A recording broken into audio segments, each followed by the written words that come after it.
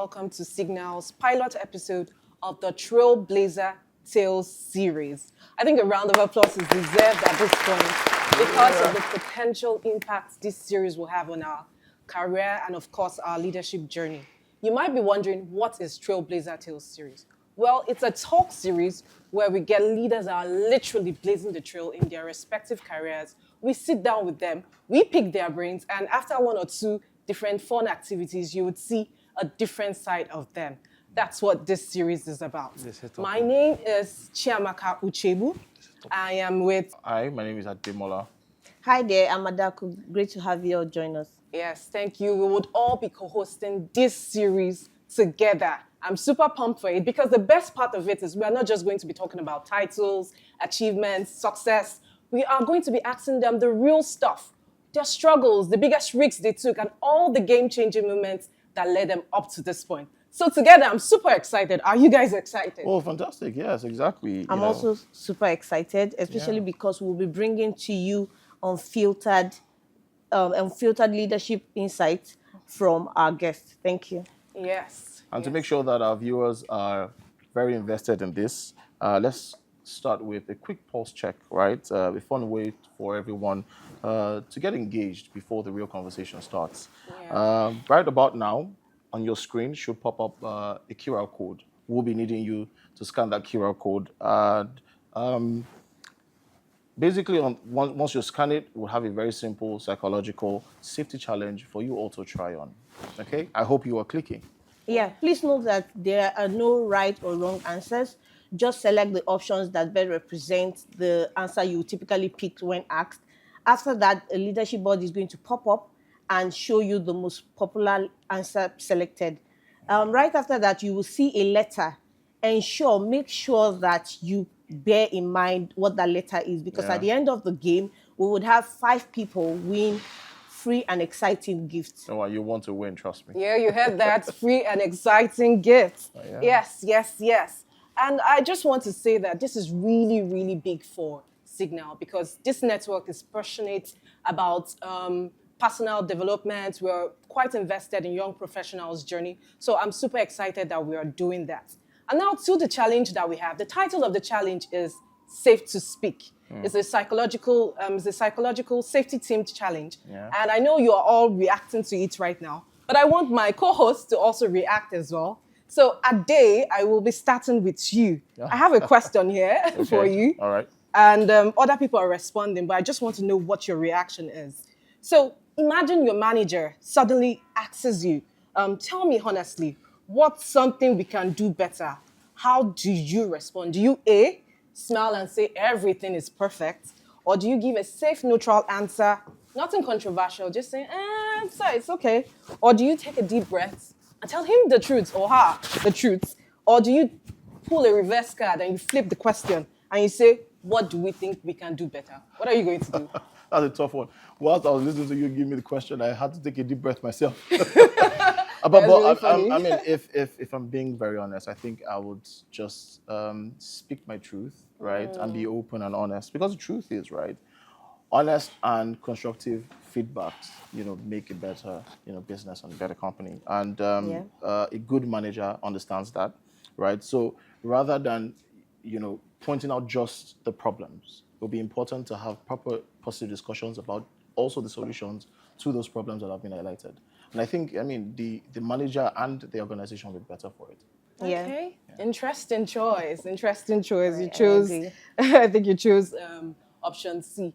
So I am going to switch the gears now and ask you, Ada. This is a very simple question, but I don't know if you think it's simple. But here's the question. So picture this. You have a game-changing idea, right? Yeah. Something completely out of the box. But before you even say it, a little fear creeps in. And what do you think your biggest worry would be? And I have options here for you to choose. One, you're worried that your boss will laugh at you and never take you seriously again because this idea is out of the box. Yeah. And B, you're thinking, okay, people will pretend to like it, but you'll see that they are judging you. You see the judgment in their eyes. Or C, they would actually think it's a great idea, but guess what? You have to do all the work now. Or D, you're not afraid. You were born to shake the table. What's your answer? Okay, I like that question. I mean, I know that out of the box question, fear is natural. That's the first thing. So I'll say my first thoughts will really be this idea. I think is great. Let me share it.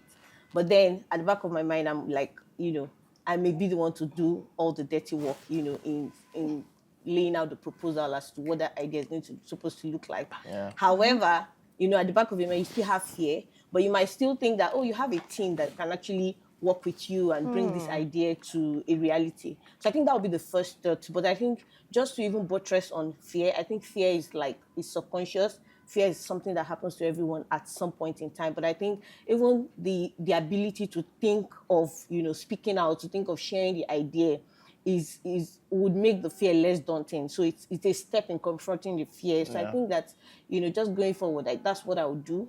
Initial thoughts, but at the back of my mind, we know that we can confront that fear and win. Thank you. Someone wise once said, everything we want in life is on the other side of fear. Yeah. Tackle it So you on. just have to leave your comfort zone. Yeah, Wise words, fantastic. yes, yes. Thank you. So I love that answer, Ada. But real talk, has anyone here actually, pitched a wild idea? How did you go? Because I'm thinking someone is saying, oh, let me pitch this idea. Fled gas to crypto mining, and what it means is that you're using excess fled gas to power data centers for crypto mining. So that's one of it. Or something as crazy, because I know you're someone that thought of gamifying safety protocols and all of that. So those are kind of wide ideas that you'll be thinking, oh, this is too much. Totally out of the box. Yeah, Exactly. totally out of the But, box. behind every, you can either, it would be a success or you could fail with that great idea. And it would just be a learning curve for you. But just to wrap up, because there's a third question there, what's one sign or the number one sign of a psychologically safe workplace? And I have options here, and I'm sure people behind the scene have seen this question. I would think a psychologically safe workplace is a place where you can admit mistakes without fear. So that would be the best response for me, because all of the options you can see there, they have elements of psychological safety, but the number one that sort of aligns with psychological safety for me is you can admit mistakes without fear. And or do you have a different opinion at that? I think I'm aligned. Okay, that's fantastic. You want a leader that supports you. Exactly. Right? So you would basically be the best version of yourself when you know that even when you fall, you're not going to be put to the ground. Yeah. Exactly. And today we are learning from someone that embodies that kind of leadership that you just spoke about, Adi. Yes. Drum rolls, please. I will welcome our very first guest on the Trailblazer series. Welcome, Mr. Valentine. Thank you for Thank you. honoring our invitation. Yes, Thank you. Right about now, his profile should pop up on your screen. Like I said earlier, scan the QR code that you see on your screen, and it will lead you right to his profile. And something very interesting, guys. I need you to listen up. Right in his profile, we have hidden gems. We have hidden gems. There's a clue that leads to that will help you win the game, and I know you will need to win that game. So pay attention, right? Yeah. Yes, please. Please scan the code to learn a bit more about our guest today. As you will see on your screen now, Mr. Valentine has not only built an impressive career, he has also led teams through challenges, he has championed bold ideas. He also embodies the Seplat culture, which we all know is SF Impact. And beyond that, he's here with us today to share some of these lessons with us, some of these career lessons with us. We want to welcome Mr. Valentine. Thank you for joining us. Thank you. It's our pleasure to have you here. And so we're going to begin things with a little fun stuff. Right. And it's not your regular interview. We are going to do something unconventional right now. Okay. We are going to put you on the hot seat. Hot seat. This is hot enough. Yes, you're Not putting yet. you on the hot seat. We call it the Trailblazer Hot Seat Challenge. So you're wondering, what is this about? I am. Rapid fire. Yeah, so we're doing a rapid fire question session. I will bombard you with questions. He will bombard you with questions. We all I will will bombard also you with bombard you with questions. Exactly. And we don't want you to overthink it. All right. Whatever comes first to your Instinct, mind, yeah. just say it. All right. Yeah. So are you ready for us? I am. And we are going to time it. Okay. let me add that. So let's see how fast you can go. respond Yeah. to our questions. Okay. So the very first question we have here, what's a hobby that you have that very few people know about you? I play volleyball. Wow. Oh, fantastic. Okay. What's one thing that you always keep on your desk? Coffee cup. What's the funniest thing that's ever happened to you at work? I was going to start a new job and I missed the way to the new role, to the company. Oh, I wow. drove past, yes. Oh, wow. Oh, wow. Interesting. Okay. Okay, that's funny. But I'm also thinking if you could swap jobs with anyone, who would it be? In Seplat or outside of Seplat? Outside, anywhere. Bill Gates. If you could master one skill, what would that be? AI. Yes. Interesting. If you were to give a TED talk, what would that topic be? Taking your own career in your hands. So would you rather lead a 7 a.m. meeting or a 10 p.m. meeting? That means, are you an early morning person? 10 p.m. Okay. Okay. Evening person. Yes. Okay. What's your go-to pump-up song before a big meeting? I believe I can fly. I believe I Yes. can fly. You touch the sky. Exactly. What's your go-to outfit for any important meeting you have? I hope it's not a suit. Oh my God. No, it's not actually. No, it's not. Okay. It's my native with Hausa cap. Oh, I never go wrong with it. yeah, never Okay. go wrong Yes. with That's that. good to know. That's good to know. So, would you rather mentor someone who reminds you of your younger self or someone completely different from you? Someone completely different. Yes. I feel like asking you to expatiate, Yeah, but but we'll come back to that. I Let's don't come back know to that in the main session. okay. Okay, quickly. What's one thing that you do every day that makes you a better leader? Reflect on my interactions with people the previous day. If I need to go back and say, oh, sorry, or something, then I do it. Yeah. So I always do that reflection every day. Okay. What's the Interesting. most unexpected place you have received a leadership lesson? I think it was at a restaurant. Yeah, it was at a restaurant that I went to eat. I think it was Amala. Oh my God. Yes. Okay, that's very funny. Yes. What's the best career advice you've ever received? Did someone say you should? Find a way to balance and at the same time differentiate your profession from your passion. Your passion will make you happy. Your profession will pay the school fees and pay the bills. Interesting. Yeah. Yes. Interesting. Okay. If you could have lunch, right, with any Lunch. leader, lunch. You could, Okay. lunch. And they're paying, yeah? Yes. And here's where it You comes. might pay. Here's where it gets interesting. Okay. With any leader, dead or alive, who would that lead? Nelson Mandela. Nelson Mandela. Yes. Okay, interesting. Describe your leadership style in one word. Treating the next person as if you were me.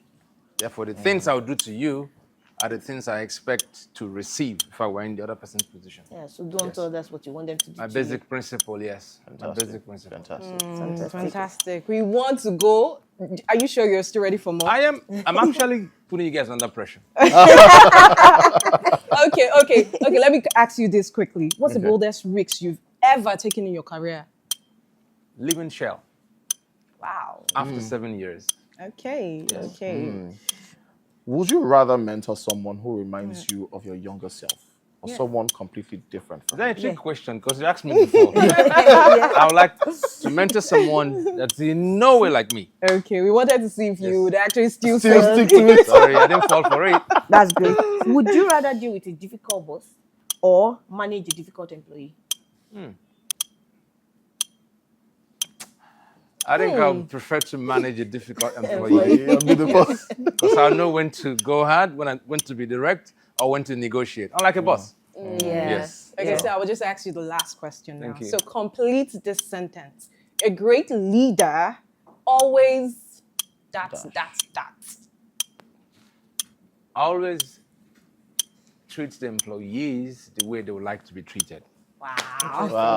A round of applause. I mean, that was fun. That was fun. I'm sure you all had fun too. I didn't Yeah. feel pressured. I think we learned something. So the honest truth is, you handle the hot seat like a champ. Now let's go into the real conversation. Yes, let's go on. So I like that you touched on different things during your hot seat challenge. So it's very clear that leadership has different faces, different dimensions. And we can't cover all of them today. That's why we try to rush you, Right. you know? Yeah, but the main conversation we'll be having with you today will cover 4 key areas. So we are going to be talking about your early influences. We are going to be Right. talking about the risks you took. We'll talk about also all the challenges that you faced, what's your leadership philosophy, and also your team interactions as well.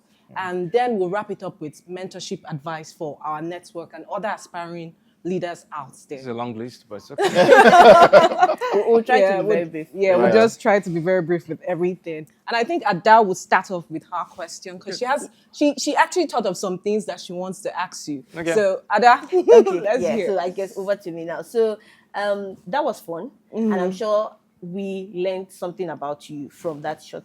However, that doesn't cover it all. So I would Yeah. like for us to go to take a deep dive, and then to take a deep dive, we need to start from the beginning, from the very beginning. Right. And so we just want to ask about your early career, defining moment and things like that. So would you start off by walking us through your career journey, and while you are doing that, tell us what your significant, the biggest opportunity you had in terms of like leadership opportunity, and how that has shaped the way, you lead today.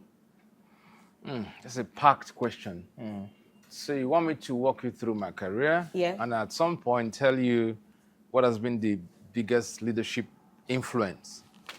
Yeah. Is that what I had? Yeah. Okay, good. So I studied computer science. And if I step back, let me go back a bit. I attended the special science school. And everybody expects, if you've been through a special science school, to read medicine or pharmacy or engineering, but I was fascinated by computer science. And I chose to read computer science when it was like, what the hell is Many that? people. So, and all I wanted to do was do computer-related stuff.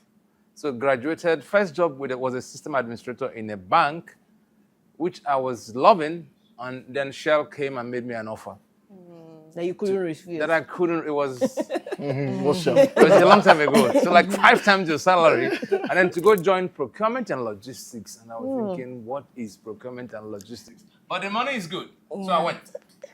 And that's how I got into procurement and logistics. But Mr. Valentine, yeah, I heard something.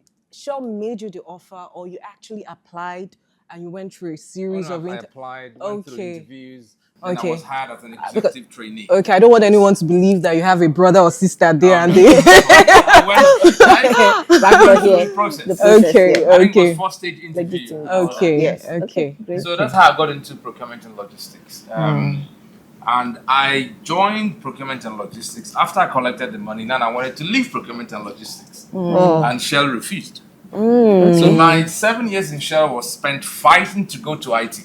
Oh, wow. Interesting. And Shell kept saying, you're doing well in procurement and logistics. We're stay not on." moving. At some point I said, you know what, I had enough. So when I was leaving Shell to go back to IT. But then realized that after 7 years, all the experience I had is procurement and logistics.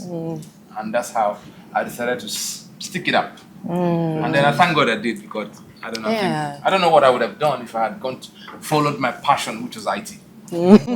That's quite interesting. I mean, sometimes, so would you say that this was the defining moment where you can't go back to IT? You're loving what you do in procurement and you want to stick to it? Because, you had mentioned something earlier where you said differentiate between your passion and, what gives you money, what puts money. So can you tell us a bit more about that?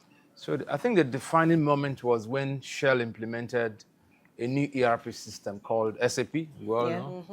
And the mistake Shell made was to second me onto the project. Is that a mistake? Well, that's why I left, because it was implementing a new system. And remember, I spent my 7 years fighting to go to move IT. away. So when I was moved to go and do SAP, I loved it, and I dived into it, and then finished SAP after about 18 months. I didn't want to go back to do regular. Procurement. Your regular Procurement. procurement, okay. And then when Shell said, no, you're going to continue to support supply chain, I said, well, it's time to go.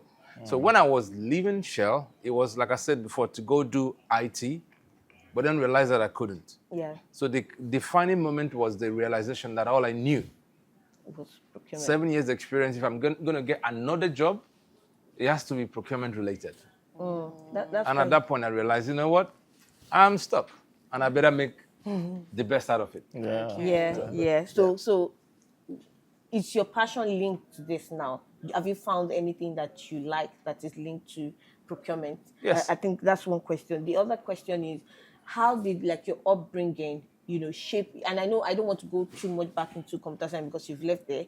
But some people, I've not start left off- computer science Okay, so you still do computer science a because little bit of it. everywhere I've worked, once it comes to Technology. digital, Yeah. exactly, Yeah. implementing new technologies, I come alive. Yeah. Yes. Okay. So it's somehow you're incorporating what you really like. I think I'm into what getting you're the doing. balance now between my profession and my passion. Your passion. Yeah, which is Yes. excellent. Okay, which That's is key to excellent. life. I think the last question I have for you is really, do you have any lesson that you learned, while growing up that's still your guiding principle till today?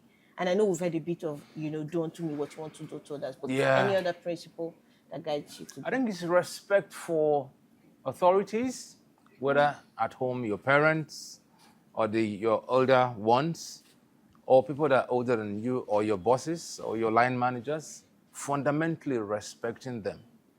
Fundamentally realizing that they are your managers and it's a role, for lack of a better way, ordained by God.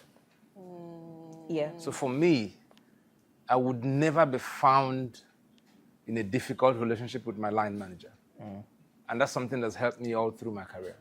My role is to make them succeed. And with that principle, I'm always in Okay. good terms with them. Do you yes. think that principle should also be applied to your subordinates?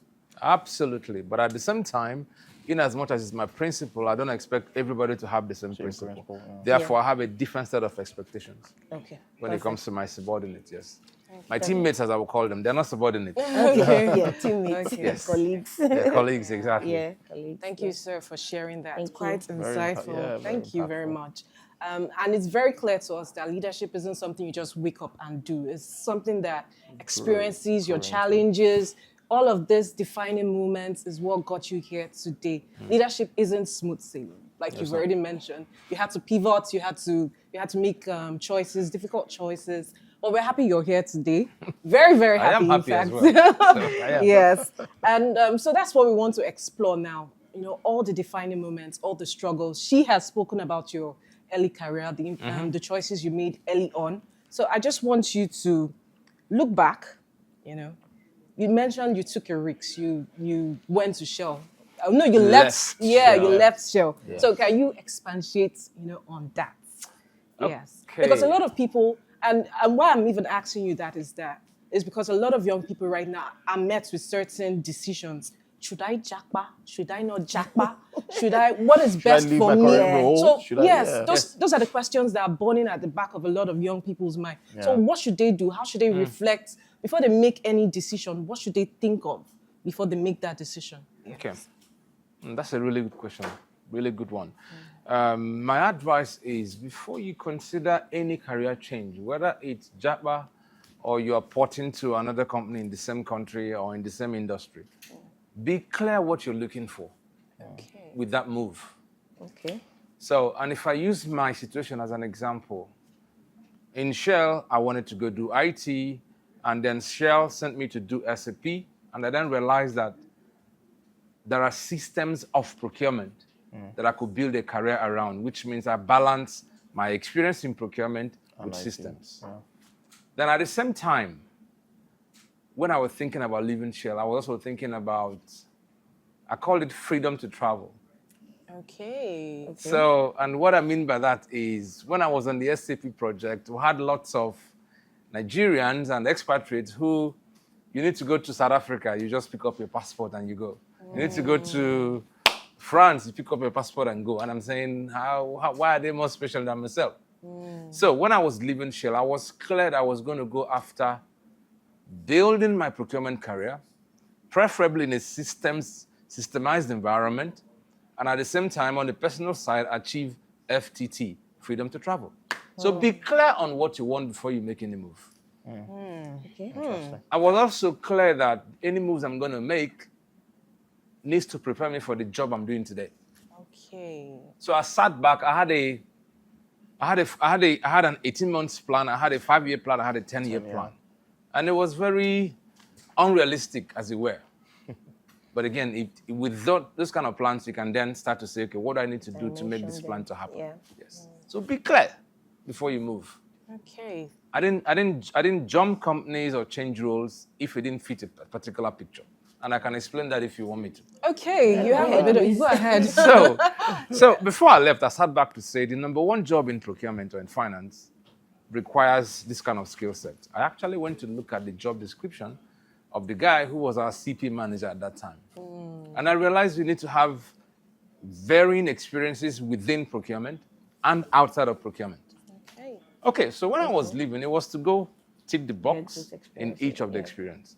So every move was designed and it was deliberate. Even if I had to sacrifice salary increase for a particular skill set, I did that. Interesting. Such that by the time you're ready, I've ticked all the boxes. I don't think a lot of young people would sacrifice salary You have to- increase. I did. Twice I did. I don't know. Twice I did. Okay. I went for a role that gave me a particular skill set that I was missing, instead of a role that could have given me a lot more money. Yes. Okay, very interesting, very interesting. And for me, sacrificing your salary increase for, skill sets seems like a challenge to me, because if I were in that position, I would say, this is challenging, but for you, it wasn't, apparently. So It was. It was? It was because I had needs. Okay. It was because I saw people that made the move I didn't make and they were earning a lot more money than me. Okay. But I was driven by the fact that if I get to the top job, come on, I'll make all the money. Yeah. So I just told myself, stay focused. Yeah. Your time will Stay come. patient. Stay focused. Okay. Yes. So I love this one that you just shared, but do you have any other, major challenge that you had to face in your over 20 plus, career span? Something that if you're reflecting on right now, you were like, this really challenged me. Do you have anything like that you want to share with us? Something that the young people can say, okay, if Val did it this way, I'm going to do it this way. Major challenge. So I wouldn't describe it as a major challenge or what the story I'm about to tell you. But you see, it's one thing to create a pathway, a dream pathway, Okay. but you're not in control. Yeah. Yeah. So the major challenge is realizing that you're not in control, that the best you can do is to position yourself Be present. to, there's a saying that luck is when opportunity meets Preparation. preparation. Therefore, focus on getting prepared. Yeah. No matter how long it takes. The So when the opportunity opportunity will come. comes, you're in luck. There. Yes. Yeah. So the biggest challenge was getting to that point where I could make a decision to prepare, waiting for the right opportunity, and the sacrifices you're going to make in preparing. Okay. So, thank you very much. I have one final question, which we got from our pool of young professionals. Okay. Someone said we should ask you, how do you balance ambition with integrity, especially when you're faced with difficult choices? How do you make that balance? Okay. I think when it comes to integrity, there's no discussion. If something has an ethical dilemma, that something has a connotation of lack of integrity, I won't even consider it. So I have an ambition to be XYZ. Yeah. But then in getting to that XYZ, I would need to compromise my principles, my values. I would need to do something that I wouldn't be proud of. It's a no-brainer. I won't even go there. In as much as I could be ambitious, I also know when ambition could hurt you in the long term. Yeah. So I think I'm patient enough and I'm quite satisfied. Let me put it this way. I want something and it doesn't come. I'm happy. I won't break my head. I'm never desperate for something. Even if I want it, even if I put my energy around it. So that's how I make sure that I temper my ambition around principles of integrity and not losing my values and all that. Okay. So I don't know if that helped. It does help, but Yes. it makes me think of something. Yes. Because, based on what you've said so far, you didn't mention your childhood, but you seem like someone that over time, you've had this temperament of I'm content, or, I'm satisfied with things, I'm happy, I'll make myself happy. But let's just assume you have a young person who isn't that way. Yes. The person didn't grow up that way. Yes. The person is someone that maybe all through his life, he has been like cutthroat. Yeah. And now, how would you advise that person to, have that balance? You are this kind of person because of the environment you grew up in. Yeah. But now you need to be deliberate about changing and Yeah. becoming a person that balances integrity, with your, ambition. Because I feel like you are coming from a place where this has been who you've been all this while. Yeah. But someone who is the opposite, you said you like mentoring, someone who's the complete opposite Right, of you. right. So how would you advise that kind of person? So I think in furtherance to what Chiamaka Yes. says, the popular saying goes, the end Justifies The the means. means, exactly. So it's important just to add to what she said. How do you find that middle ground? Yeah. To say, yes, the world says the end justifies the means, but irrespective, I would not, cut out of my integrity to get to where I want to be. Okay, so there's a book that's still my favorite book of all times. It's the 48 Laws of Power. Someone said that book Yes. is not good. Yes. No, it depends on how There's a lot of you use controversy. I feel- There's a lot of controversy I around want that table. book. it depends on how you use the book. Yeah, okay. So, and let me tell you how I use the book. So, and I'll apply it to this. The book will tell you a particular law. For example, if you say never outshine your master, Yeah, it says that. and then it will give you stories of those that outshone their master, if my grammar is correct. Yes. And the consequences. And those that obeyed the rule and the consequences. And then you choose. So with this guy who has ambition and cutthroat and whom the end justifies the means, one of the things I would do is to hopefully gather enough examples of those that were patient, maybe using my own story, patient, sacrifice, stick to a plan, and how it worked out. And then also balance that with those that are like him, cutthroat, cutting corners and all that, and how they ended up. And then make the choice yourself. Do you want to go down this path, and this is where you're going to end up likely? Even if you don't end up that way, are you going to live with your conscience? Or you want to go down this path? So it's by bringing examples and consequences alive. Yeah. Interesting. Okay, thank you, sir. I think I will end there. Thank you. I'm sure it's been insightful. But just like you've been talking about, right? It's important that we put a bit of touchlight to your leadership style. Right. Right. I mean, a lot of people see you, a lot of people know, but they're not. Also, a lot of people are close to you to Yeah. understand your leadership style. Okay. So, how would you describe your leadership style? Very collaborative, very open, very involving. Even when I know I can make this decision because I have the right to do it, if I think about those that the decisions will impact, I would involve them, Yeah, get their opinion. get their opinion, and sometimes even if it's about making them feel good in decision I'm making. Yeah. So, and then most importantly, I also balance when I need to be involving and when I need to just get on with it. Because I was going to say Yes, that as so- well, that, it seems like that would drag your decision-making process. Sometimes when there's time, I like it to be dragged because I want everybody to be convinced that the decision we're making was created by all of us. But like I said, when I need to put my foot down, I will do that. Okay. Yes. And I'll give you reasons why I need to do that. Maybe, maybe not. Then I'll give you reasons. Have you seen that helpful? Yes. Has that been helpful? Yes. So Involving we're running the a team? project, and it's a decision I need to make. Otherwise, it's going to torpedo the entire project deliverables. The default part of me will say, Valentine, engage and collabo. But then me focusing on deliverable will say, get on with it. Afterwards, do explain. retrospective collabo. Exactly. So I'll do that. Lessons learned. Exactly. So, yeah. So, what would you say is the most important quality of a leader? Be open. People should not see you in that glass house that they can't approach you. Yeah. You're a leader because of them, because you're leading them. So if you isolate yourself from them, you're actually a loner, not a leader. True. So the biggest quality is being approachable, but also realizing that in being approachable, you need to find a way to make people understand when they're crossing the boundaries. And when they're not. Yeah. So that right balance, yes. Yeah.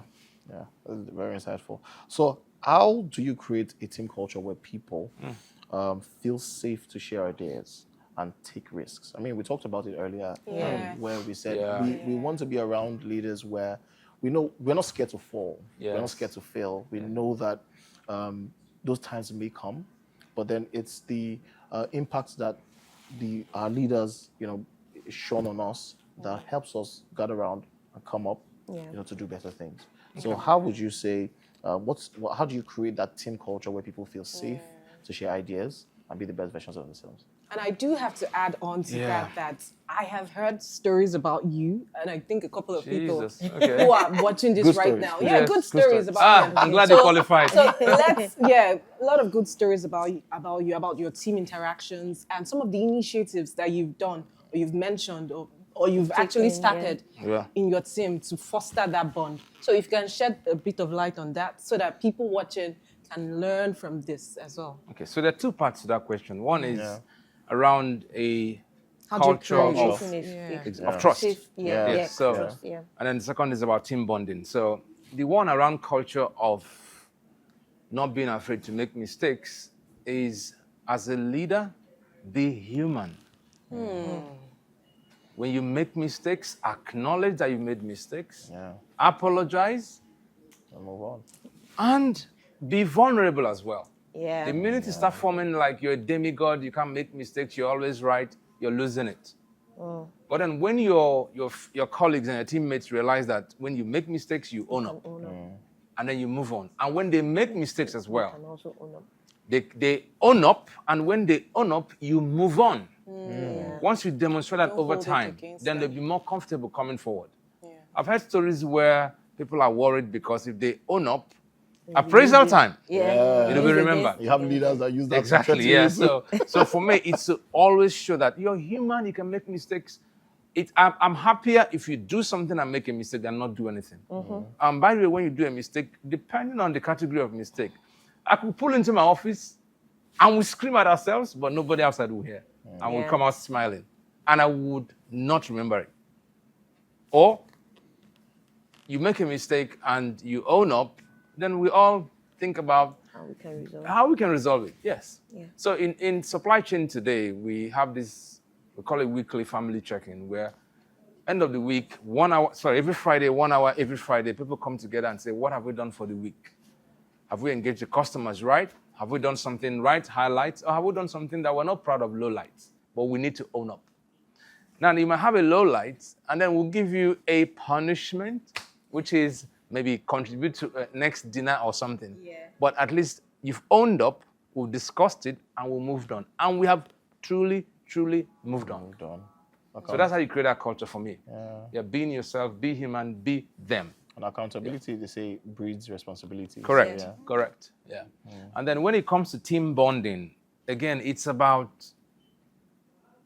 I always remember the fact that if you think about 7 days of the week, we actually spend more time with ourselves in the office than with family. Therefore, these people, in as much as they're not blood, Yes, they're family. almost family. Corporate family. Yes. And well, let me Exactly. let me explain. And I added the word almost. Yes. The other thing is, therefore, you must have fun while you're around here. Yeah. Okay. So, and then I'm asking myself, what do I need to create for people to enjoy themselves? Okay. And it first starts with me. So if I want people to get together and play games, I need to sell the idea of games and be ready to participate in it. So it's about, and then I talk to people as well. What makes you happy? If you were me, what decision would you make? If you had the powers to propose something that will make us be happy together, what is it? So I'm always working with, I'm always talking to people, committees, give me your ideas, and then we look at all of it, and then we discuss it as well. Flesh it out. And then by the time we're saying these are the things we need to do to be happy, everybody has contributed to it. Okay. Yes. Interesting. What I actually wanted to say is, do you subscribe to this idea of we are one big family, or because I've seen boundaries. online and I've listened to a lot of podcasts. Work family, add work. Yeah, okay, Add work work to it. family. Work. Because It's work a lot of family. people are saying, don't call me family. No, I'm not I your it's work family. It's Work, work family. you Yes. Family in a generic sense. Yes, that's it. Yes. Okay. So moving on. It's been said that sustainability, right, is the lifehold of a successful business. Okay. Right? Yes. And just as we're talking about, we are young professionals that want to step up, right? At some point, we want to be, future leaders, right? We want to make powerful, contributions to the industry. What's your approach to succession planning? so much that you ensure future leaders are ready to step up? That's a good question. And for me, succession planning is not just about me being succeeded. It's about me and the leaders that work with me and the leaders that work with those that work with me. So me, my managers, my supervisors and team leads. It's creating a plan such that people can see their next career steps. And how I do that typically, and it starts with me, once I walk into a new organization, and I've moved around quite a bit, I try to make myself very dispensable. So one of the first things I would look at is my leadership level, who likely would go on a journey with me for me to then coach and mentor so that they can do my job. So I always very quickly, in the first 1 or 2 weeks, identify potential candidates, and then I invest in them. Part of why I do that is I want to be able to go on vacation and nobody's calling me up and down. Yes. Very important. And I also think it's a gift I would give the organization. When I change roles and I walk into a new org, I sort of feel sad for the people I'm coming to lead because one of them probably aspired to do my job. Yeah, very true. So I want to make sure that when I'm leaving, they're not bringing somebody from the outside. So I walk by those principles. But again, like I said, it's not just about me. It's about those that report to me. I also need to make sure that there's a generation after them that are aspiring and being prepared intentionally to take over those roles. So it's about some intentional creation of opportunities, analyzing areas for improvement, analyzing what they do well, call it strengths and all that, and then giving them opportunities, guided opportunities to try them out. And but when you're doing that as well, you make the person understand. I am making you uncomfortable because I'm preparing you for something much bigger. Yeah. So the person understands from day one. And I do that a lot at different levels. So those that would do my job, those that would do the jobs of those below me, and then like that. So in supply chain today, there's a career ladder we've created. And then it's a mixture of your aspiration, your passion, and then your potential that we can see.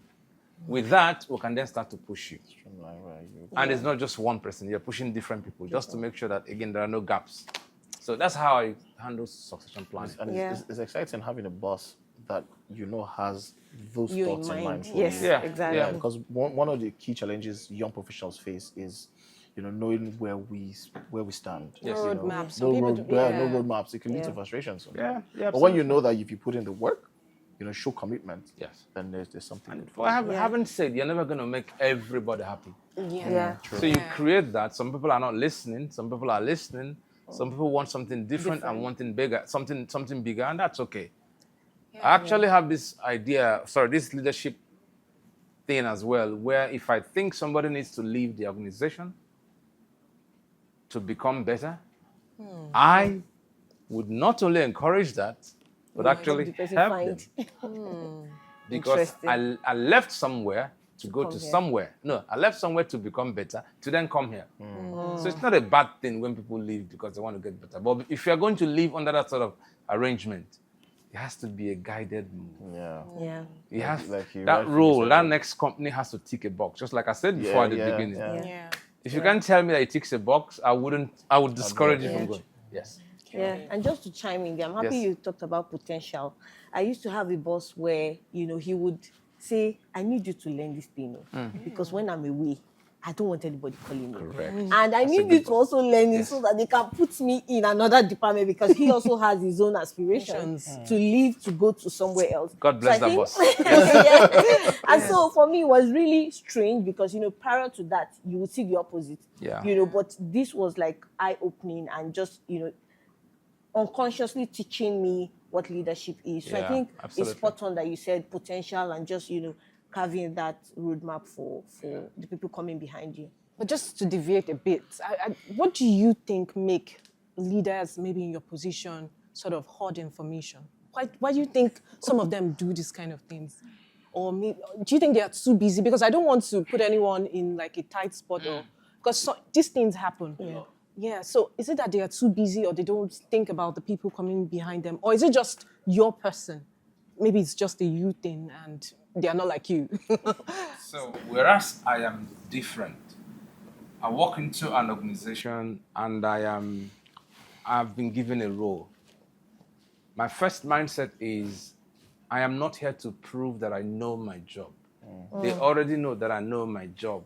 That's why they give hired it. So even if when I see people that work directly under me or with me, aspiring for my role, I actually see my role as then helping them, preparing them, rather than feeling threatened by them.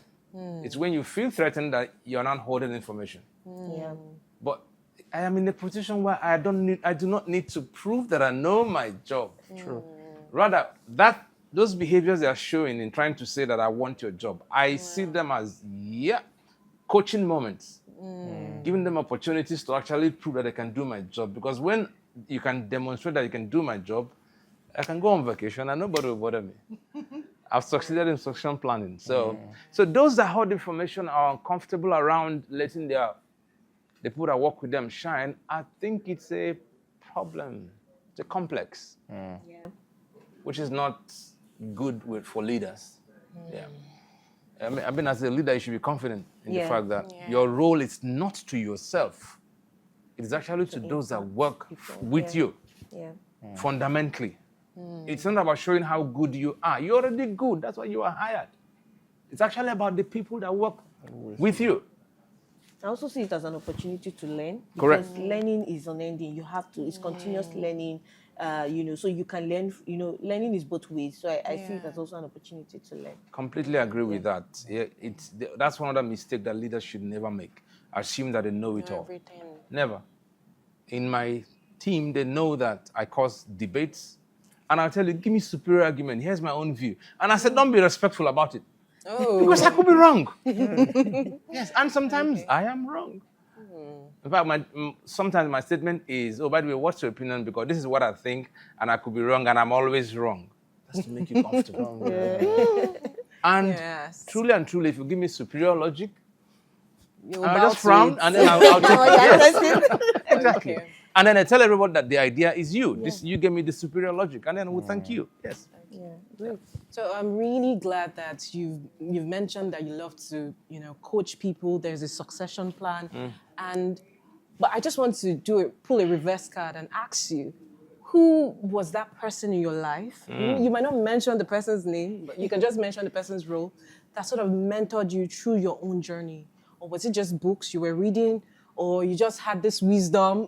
Because some people believe that there's no need to have a mentor, which might not be exactly bad. It's just a different way of thinking. But who was that person for you? And, how did that person influence your principle or your leadership principle right now? Yeah. Okay, so when it comes to leadership and mentoring, what I would preach to people is not what I have done. Oh.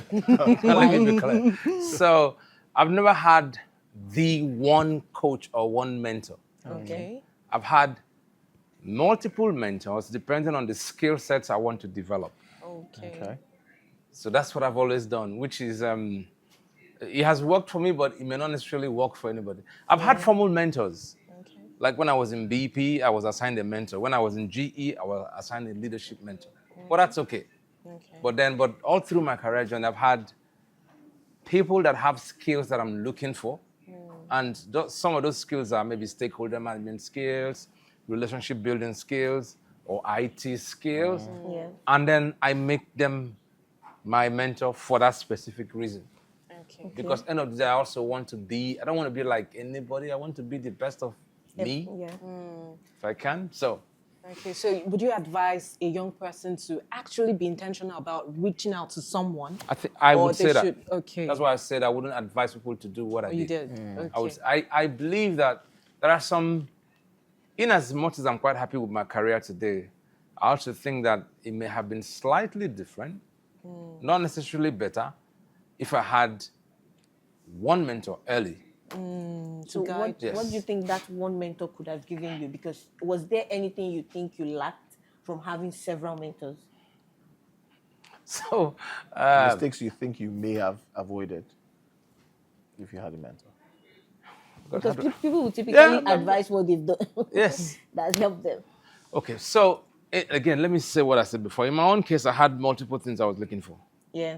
and I wanted, and therefore I needed different mentors. Yeah. Now, it was also because at the point, I didn't really find one mentor that felt touched on all the different sides. Okay. Because some of the sides, some of the things I was looking for, they looked unreal. Some of the skill sets I was looking to acquire. Yeah, so, but it's a good thing to have one mentor. And if I had one mentor, at least there are some, and I'm trying to find a good example. There are some, no, not values. I think one mentor helps. It helps you, gives you stability. It gives you a roadmap, but then it means you are trying to mold yourself To align to a large extent. Yes. So, and I've always liked to be a free bird in so many ways, but at the same time with boundaries. Yeah. Okay. So. Okay. Is there any mistake you think a lot of young people are making right now? People who are aspiring to become leaders, and what they can do to avoid it? Yes. Okay. I like how you said Very yes. nice. so fast. That was very quick. And it's about not having a long-term plan with clear short-term steps. Okay. I see you ask a young professional, what do you like to be in the next 5 years? Oh, I like to do your job. Okay, what's your plan? What's your plan? And then they start to mumble. But the plan really should be, what skill sets do I need to do his job? How do I acquire those skill sets? What jobs do I need to do to get those skill sets? Do I need a mentor or multiple mentors? And then you actually create a plan. And then when you create the plan, then you actually go after the plan. And one thing that the plan helps you do is, at any point in time, you're doing a particular job, you know whether it's the right job or the wrong job. It could be the right job, but at the wrong time. Or the wrong job at the right time. So for me, that's the biggest thing that I see people do not do is not having a plan. And the second thing is also be driven by economic benefits. I don't know. I don't know how I tables feel now. by because like you said, the economy is not smiling. It is not. I mean, at the end of the day, you have to look at it retrospectively, right? You have to marry purpose to the economy. You need to make money now. At the same time, you still need to. You need to make balance. money, and that's correct. Yeah. But you also need to think longer term. And if you do think longer term, and then you get to the top of your career, you make all the money. But people use this saying, you only live once. Why not just live large right now? You don't know tomorrow. Anything can happen. So Yeah, there is YOLO, that right? as well. Yeah, but not, on the flip side, not everybody gets to that top, I guess. Correct. So, and there was something you said earlier I wanted to ask. So I know we have some GTs that will be coming in, for Yes. instance, probably joining Signal. Yes. If I take myself as an example, when I got out of school, sometimes you're confused as to what you really want to do. Yes. So when we say you need to have a clear line of sight as to what you want to do in the next 10 years, is it okay starting out not to have Exactly that knowing clear what. line of sight? Yes. And how do you go about that? Because even in a session I had with some university students last week, everybody wants a line of sight, but they are confused. So what's your advice if you find yourself in that position? I would tell them what I did. Okay. Once you're done with school, with NYSC, get a job first. Yeah. And unfortunately, unless you're that well connected, you have no influence on where you end up. Yeah. So get a job first. Then when you get a job, then the question is this what you really want to do? Or is this a means to an end at that stage? And if it's a means to an end, what is that end? Or if it's something you really want to do, then how long do you want to do it for? So get a job first, then create a plan around that. I also believe that, I'm a firm believer that whatever situation you find yourself, try to make best use of it. Correct. I feel like no matter where you start off from, Yes. there are always skills to be learned. Yes. Maybe hard skills, maybe soft skills, Yes. but there are always skills that would help you, Correct.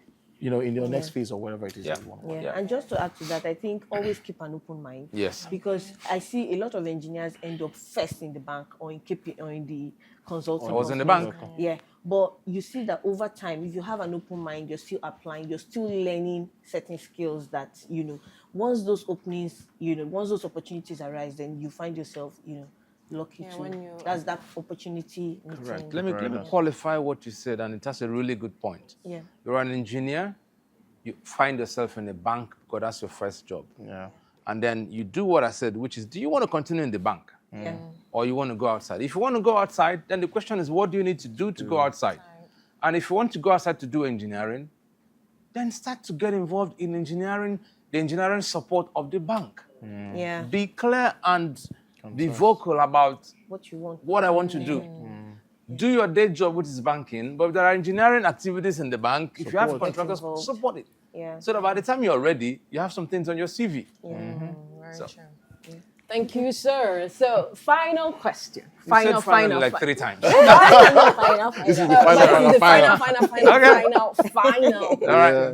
Okay, maybe I still have some questions in my bag. There you go. Don't worry. But I just to wrap up the mentorship conversation, the workplace is evolving so fast. Do you think there is any particular leadership skill that would be absolutely essential in the next decade? Something that, as a leader, you would advise anyone? Is it communication? Is it maybe technical skills that you feel that in the next decade, in the next 10 years, this skill will be absolutely essential? Is it one skill or multiple skills? Okay, you could share multiple share skills. I think I'm thinking about 3, right? Okay. One is about flexibility. Second is about, even as a leader, you need to listen and learn. And then third is technology. Okay. So in the future, when the Gen Zs, is it Gen Zs they're Yes. called? Yes. As they're coming through. In fact, Alpha is now. Alpha is good. You need to listen to them and learn and understand what works for them. You then need to be flexible enough to do away with some traditional principles that you know to principles that work for them. And of course, technology is the future. So for me, those 3 would keep you somehow adaptable. Okay. Yes. So, yeah, like I said, final question. Thank you so much. Thank you so Thank much. you. Thank you. This has Thank been you. such a rich conversation, very inspiring, very relatable. Thank you so much, sir, for taking the time to share all of this with us. One more question. So, if you had to leave us with maybe a leadership mantra, something that we would use as our trailer right now, Yes. what would it be? Let's give That's us your from the punchline. point of view of the led or from the leader. Maybe both. Okay, both. That means you're looking for 2 then. Okay, no. Give us one from the leader. the leader. Actually, it's one. Yeah. Okay. So I have one that cuts across. Oh, okay, fantastic. And it's biblical. Oh, okay. Do unto others. As you want to do. Correct. As a leader, that should work for you. Yeah. As the led, that That should should work also for you. work for you. Good. Thank you. Thank you very much. Thank you so much for sharing your experience and wisdom with us. It's been a pleasure to have you here. I've enjoyed this session. Thank you. Oh, fantastic. Thank you. And to everyone watching, we hope you found it as insightful as we did, and very fantastic session. We keep in mind that leadership is not just about guiding people, but it's also about fostering an environment that supports innovation, collaboration, and growth. It's been such a wonderful experience co-hosting this session, and we look forward to seeing you in our next series. What a fantastic way to kickstart the Trailblazer series, right? Yes, fantastic. And I love that it's not about individual success, Yeah. like you said. Yeah. So, and this actually ties into our values as Seplat. So we have our culture, which we know, SF Impact. You mentioned it at the beginning. Yeah. So, which is Seplat first, inclusivity and respect. And then chime in. Performance driven, agility. Confidentiality and trust. Oh, yeah. And one more question. Oh, good. All right. Bring it on. Has all of these things we mentioned, SF Impact, has it influenced your leadership style? Seplat first. Yeah. Inclusivity and respect. Being in the Seplat family, So just let us just know how this has. Maybe the word is not influence. It's what it's done to me is to make me realize that some of my principles that I didn't use those fancy words around are actually correct. I work into a company and I need to put the company first, behave to the company like if it were my own company. Seplat first. Fundamentally, I have to perform. I have to trust and work with my colleagues. And when something needs to be confidential, we'll keep it confidential. So Seplat first has, in so many ways, underscored what has always been my principles. And That's you why mentioned I jumped on it. flexibility, Correct. which is similar to agility. So Correct. agile, you know. When you need to move quickly, you move quickly. Yes. And then Yes. when your team members now, not your subordinates, Yes. when they trust you, Correct. right, knowing that they can be themselves around you without prejudice. Yeah. Yes. Absolutely. Yeah. So thank you Thank you. again, sir. We have something for you. Okay. And we're going to give you that item right now because you honored our invitation and you have been identified as the very first Signal Trailblazer. A round of applause for Thank him. you. Thank you. We have Nice. something fantastic for you, and we hope this will be on your decks as well as long as well as my other coffee. things. that you put there. Thank you for honoring our Thank you so invite. Thank you much. very I think we much. should take pictures right I now. appreciate it. Yeah. Thank you. Thank you so much. Thank you. coming. It's beautiful. Thank you. Okay, that was fun. Oh yeah. That was fantastic. Thank you. Now, for the final bits, a little extra fun. We cannot have enough fun, right? I mean, there's nothing like that. Yeah, and I know people have been wondering, give me my gift. Yeah. Yeah. So, Yeah. for the last bit, right, we need you to scan one final QR code. It should pop up at your screen right about now.